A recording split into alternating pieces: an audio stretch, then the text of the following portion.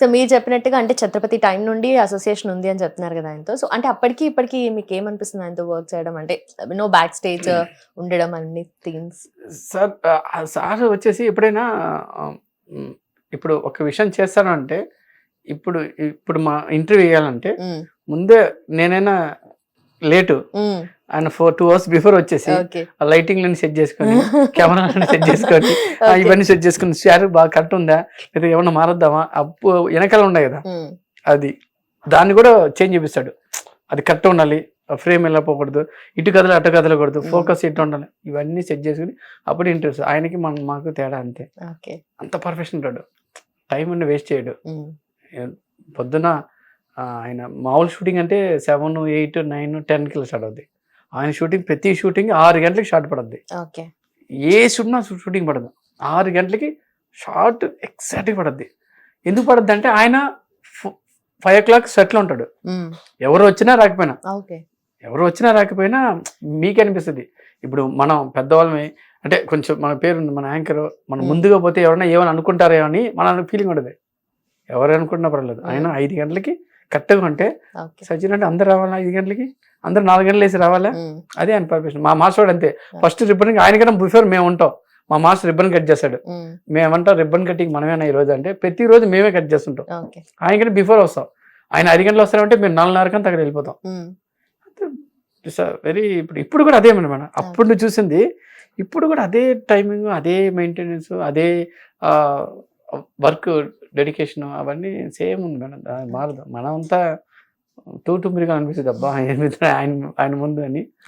Perfection. ఆ పాట కూడా పాడతాడు ఆయన, పాటలు కూడా పాడతారు. ఆ లిరిక్స్ లో లిరిక్ ఏంటి అది అంటే అది కూడా నేర్చుకుంటాడు. రేపు పొద్దున్న స్టేజ్ మీద పాడేదానికి చెయ్యి ఇంత అంటే ఇంతే పడతాడు, మళ్ళీ ఇలా పడ్డాడు ఇంతే పడతాడు. చిన్న చెమట కాలు లెఫ్ట్ రైట్ కాలు రైట్, ఏ షూ వేస్తే కంఫర్ట్ ఉంటుంది స్టేజ్ మీద, అలాగే ఈ షూ ఓకేనా నాకు కంఫర్ట్ ఉంటుందా, ఒకసారి స్టేజ్ మీద ఏమని చూస్తారు. మనం అలాగా దబ్బిడి వెళ్ళిపోయి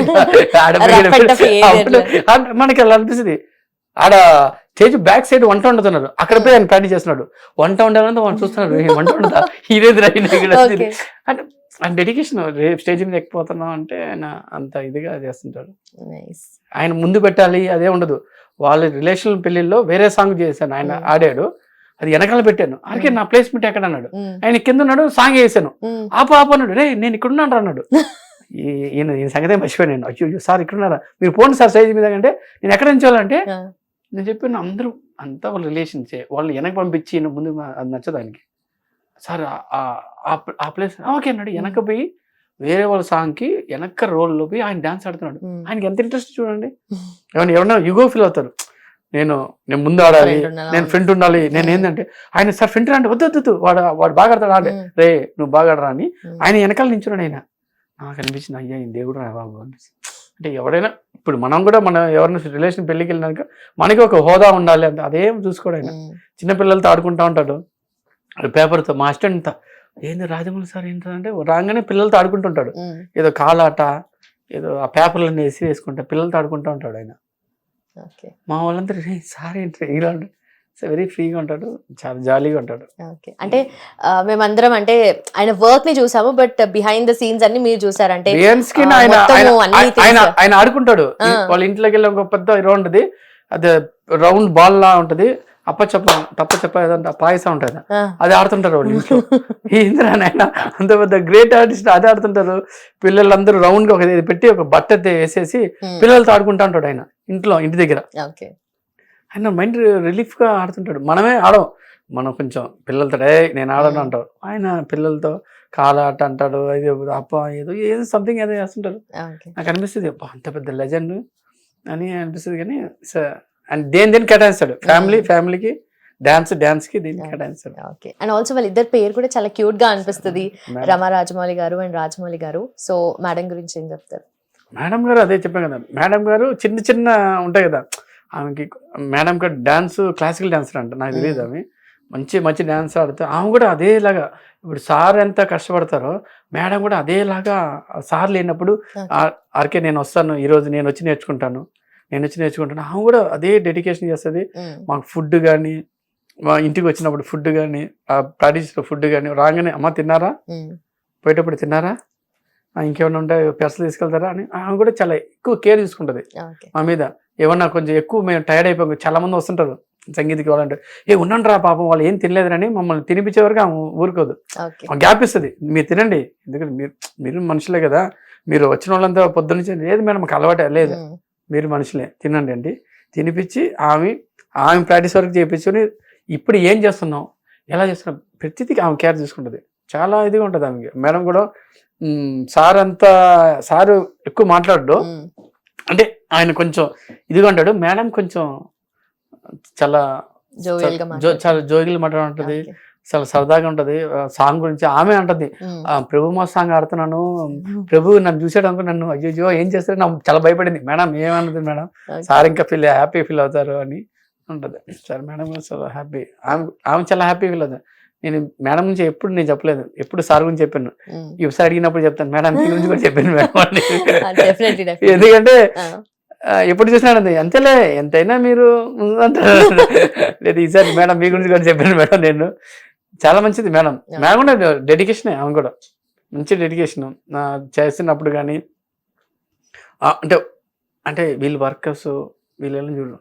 మేము జైపూర్ పోయినప్పుడు వాళ్ళ ఇంట్లో పనిచేసే వాళ్ళు కూడా మా ఫ్లైట్లోనే అందరు ఒకే ఫ్లైట్, అందరినీ ఒకే ఆ పిల్లల్ని అందరినీ ఒకే అందరికి వీళ్ళు తక్కువ వాళ్ళు ఎక్కువ అని ఉండదు. ఆ ట్రీట్మెంట్ అస్సలు చేయరు, అక్కడ సమానం ఉంటుంది.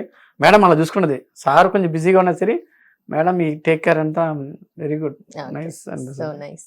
సో మీరు మీ జర్నీ గురించి అంటే జనరలీ మీరు ఫస్ట్ స్టార్ట్ చేసినప్పుడు ఒక గ్రూప్ డాన్సర్గా స్టార్ట్ చేశారు, అంటే హీరో పక్కన కూడా కాకుండా వెనక ఉండి చేశారు. సో దెన్ ఆఫ్టర్ కొంచెం ముందుకు వచ్చి చేయడము, ఆ ఎక్స్పీరియన్స్ అంతా ఇప్పుడు మళ్ళీ మీరు కొరియోగ్రాఫర్గా చేస్తున్నారు.